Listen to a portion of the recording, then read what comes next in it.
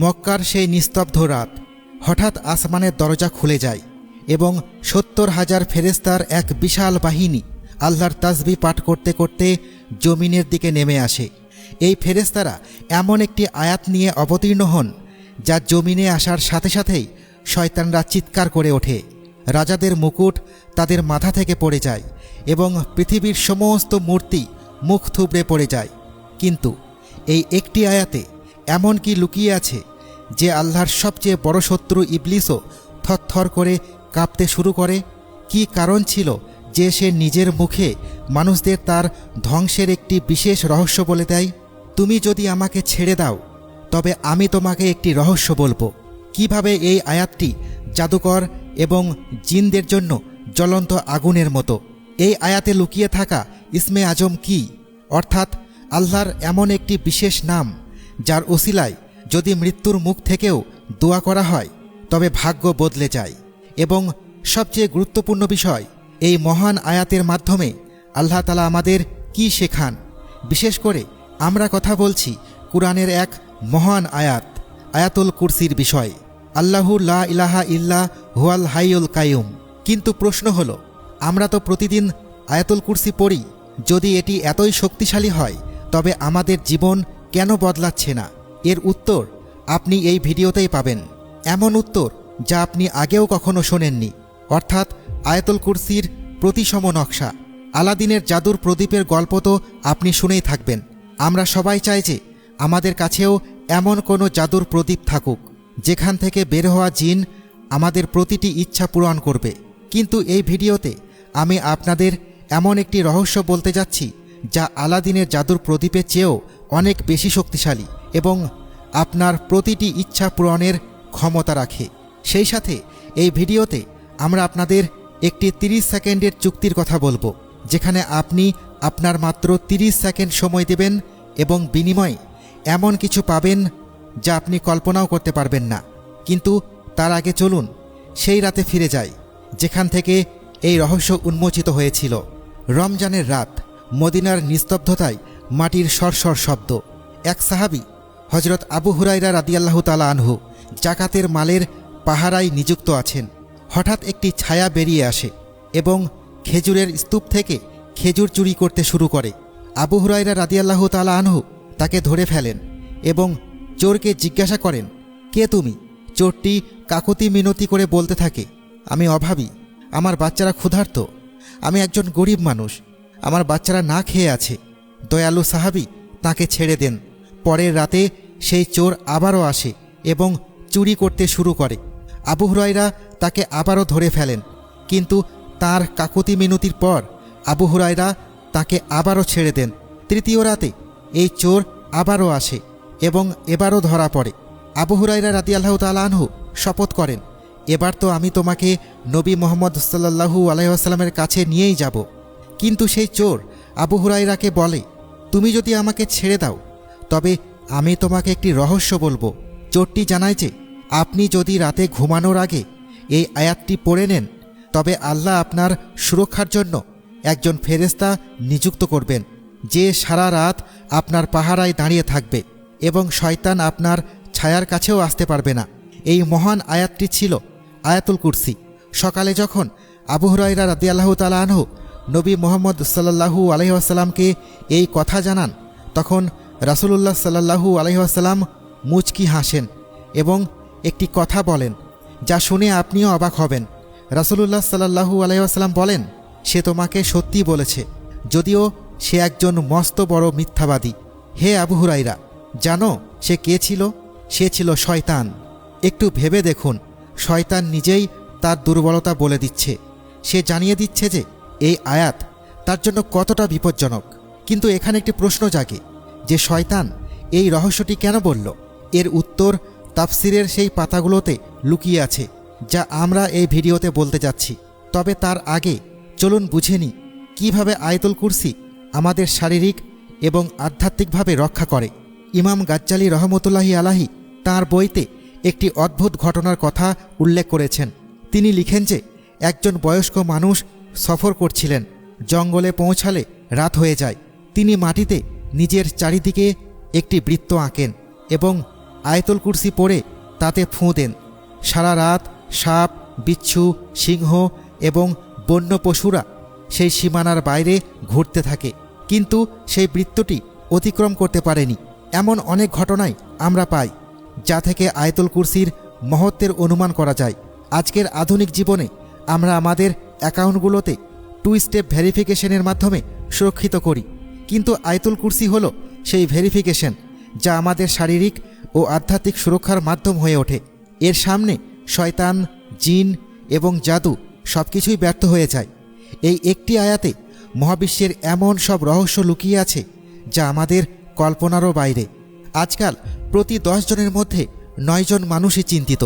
ভবিষ্যৎ ও কেরিয়ারের চিন্তা, জাদুটোনার সমস্যা, বদনজর, রিজিকের অভাব, নিজেকে অনিরাপদ এবং হীনমন্য ভাবা, আর বিশেষ করে আমাদের তরুণদের মধ্যে উদ্বেগ ও হতাশা খুবই সাধারণ বিষয়। আর আমরা নিশ্চিতভাবে বলতে পারি যে আপনিও এগুলোর মধ্যে কোনো না কোনো সমস্যার শিকার অবশ্যই হয়েছেন। তবে চিন্তার কি আছে, যখন আজ থেকে 1400 বছর আগেই এই সমস্ত সমস্যার সমাধান আমাদের বলে দেওয়া হয়েছে। শুধু দরকার বিশ্বাস করা এবং সঠিক উপায়ে এই মহান আয়াতটিকে কাজে লাগানো। কল্পনা করুন, আপনি একটি নির্জন জায়গায় একা দাঁড়িয়ে আছেন। একটি ভয়ানক দানব দ্রুত আপনার দিকে এগিয়ে আসছে। আপনার হাতে রয়েছে বিশ্বের সবচেয়ে ভয়ঙ্কর অস্ত্র, কিন্তু দুর্ভাগ্যবশত আপনি সেই অস্ত্র চালাতে জানেন না।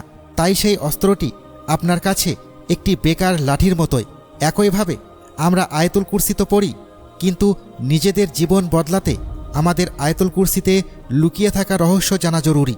আয়াতুল কুরসির শব্দগুলোর মধ্যে লুকিয়ে থাকা রহস্য তো আমরা উন্মোচন করবই, কিন্তু তার আগে চলুন বুঝে নিই এর নাম আয়াতুল কুরসি কেন হলো।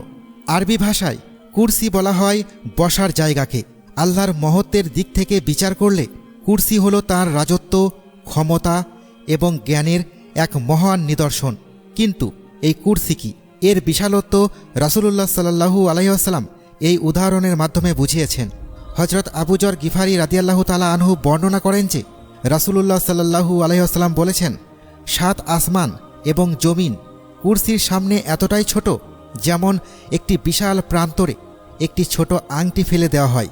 এই থেকে আপনি কুরসির বিশালত্বের একটা ধারণা পেয়ে গেছেন নিশ্চয়। তবে এর চেয়ে বিস্ময়কর ব্যাপার হলো, যেভাবে 7 আসমান ও জমিন কুরসির সামনে একটি ছোট্ট আংটির মতো, ঠিক সেভাবেই আল্লাহর আরশের সামনে কুরসিও একটি ছোট্ট আংটির মতোই। একটু ভেবে দেখুন, যখন আপনি আয়াতুল কুরসি পড়েন তখন আপনি সেই মহান রবের আশ্রয়ে চলে যান, যার কাছে পুরো মহাবিশ্ব সামলানো ততটাই সহজ যতটা আপনার চোখের পলক ফেলা। তবে এটি তো এই আয়াতের মহত্বের কেবল শুরু। তাফসির আল কুরতুবিতে আয়াতুল কুরসির মহত্ব নিয়ে খুব চমৎকার কথা বলা হয়েছে।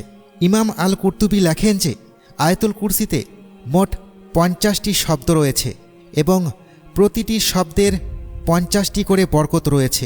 এর অর্থ পুরো আয়াতুল কুরসিতেই 2500 বরকত রয়েছে।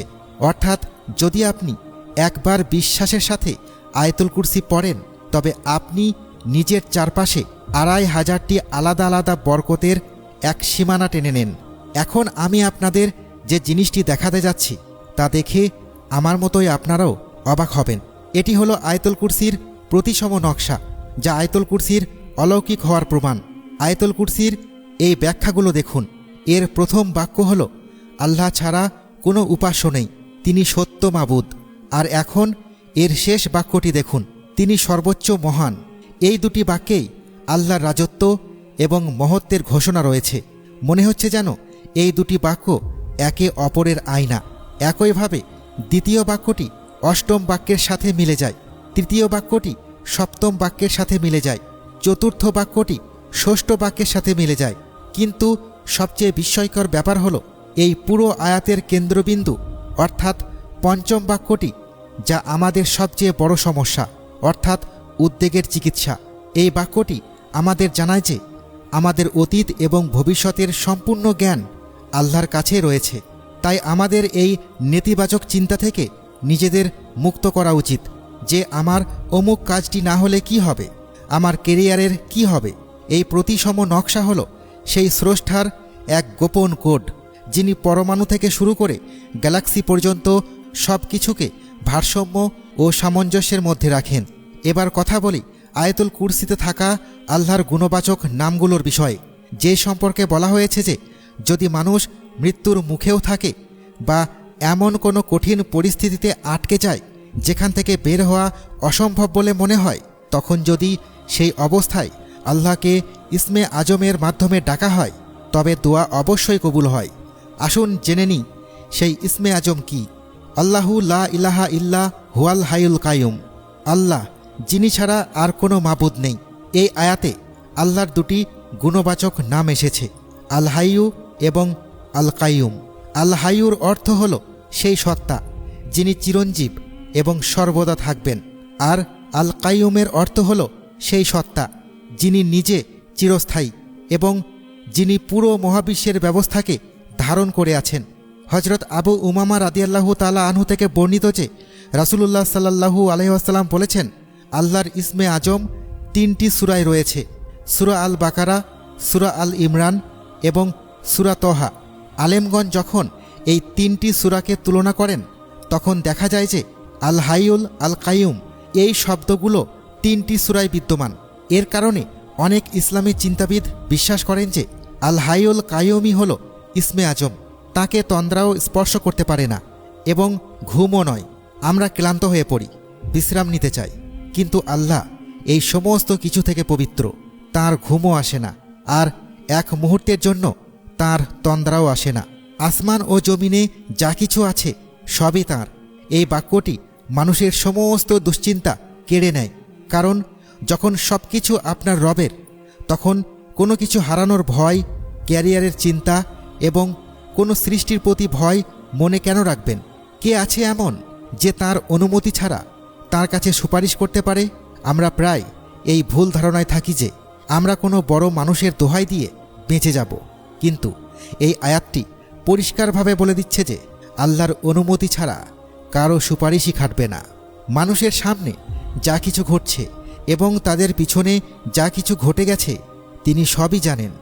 এই বাক্যটি হল আয়াতুল কুরসির কেন্দ্রবিন্দু। এখান থেকে আমরা জানতে পারি যে আল্লাহ আমাদের অতীতের জ্ঞানও রাখেন এবং তিনি এটাও জানেন যে ভবিষ্যতে আমাদের সাথে কি হতে চলেছে। তাই আমাদের ভরসা বা তাওয়াক্কুল কেবল আল্লাহর উপরই হওয়া উচিত। আর মানুষ তার জ্ঞানের কোনো কিছু আয়ত্ত করতে পারে না, তবে তিনি যতটুকু ইচ্ছা করেন ততটুকু ছাড়া। অর্থাৎ কোনো মানুষ যত উচ্চ মর্যাদারই হোক না কেন, সে জানতে পারে না আল্লাহর জ্ঞানে কি আছে। তবে আল্লাহ যাকে চান তাকে জানিয়ে দেন। তার কুরসি আসমান ও জমিনকে পরিবেষ্টিত করে আছে। কুরসি হলো এই কথার প্রমাণ যে পুরো মহাবিশ্ব আল্লাহর অধীন। ডক্টর ইসরার আহমেদ বলেন যে কুরসি আল্লাহর জ্ঞানকে উপস্থাপন করে, আর এগুলোর রক্ষণাবেক্ষণ তার ক্লান্ত করে না। তিনি সর্বোচ্চ, মহান। এখন আমরা আয়াতুল কুরসির মহত্ব সম্পর্কে জেনে গেছি। এবার চলুন সেই 30 সেকেন্ডের চুক্তির দিকে। হজরত আবু উমামা রাদিয়াল্লাহু তাআলা আনহু বর্ণনা করেন যে রাসূলুল্লাহ সাল্লাল্লাহু আলাইহি ওয়াসাল্লাম বলেছেন, যে ব্যক্তি প্রত্যেক ফরজ নামাজের পর আয়াতুল কুরসি পড়বে তার এবং জান্নাতের মাঝে কেবল একটি জিনিসই বাধা, আর তা হলো মৃত্যু। অর্থাৎ কেউ যদি আন্তরিকতা ও পূর্ণ বিশ্বাসের সাথে প্রত্যেক ফরজ নামাজের পর আয়াতুল কুরসি পড়ে এবং যদি তার মৃত্যু হয় তবে তার জন্য জান্নাতের প্রতিশ্রুতি রয়েছে। ভেবে দেখুন, আপনার দেওয়া মাত্র 30 সেকেন্ড আপনার আখিরাতকে সুন্দর করতে পারে। এর চেয়ে বড় লাভজনক চুক্তি আর কি হতে পারে? আজ আমরা শুধু আয়াতুল কুরসির সম্পর্কেই শিখিনি, বরং মহাবিশ্বের সেই মাস্টার কি আনলক করেছি, যা সরাসরি আল্লাহর আরশ থেকে আমাদের হৃদয়ের সাথে যুক্ত। মাত্র 7 দিন প্রত্যেক ফরজ নামাজের পর এবং ঘুমানোর আগে হৃদয় থেকে বিশ্বাসের সাথে আয়াতুল কুরসি পড়ুন এবং এর মহত্বের কথা চিন্তা করতে করতে পড়ুন। আর আমরা নিশ্চিতভাবে বলছি, যদি আপনি এমনটি করতে পারেন তবে আপনার জীবন শান্তিতে ভরে উঠবে। আপনার মন ও মস্তিষ্ক থেকে সব ধরনের নেতিবাচকতা দূর হয়ে যাবে এবং আপনার জন্য এমন সব দরজা খুলে যাবে যা আপনি কল্পনাও করতে পারবেন না। তবে যাওয়ার আগে আপনাদের মধ্যে কারা কারা আয়াতুল কুরসি জানেন তারা অবশ্যই আমাদের কমেন্টে লিখতে ভুলবেন না।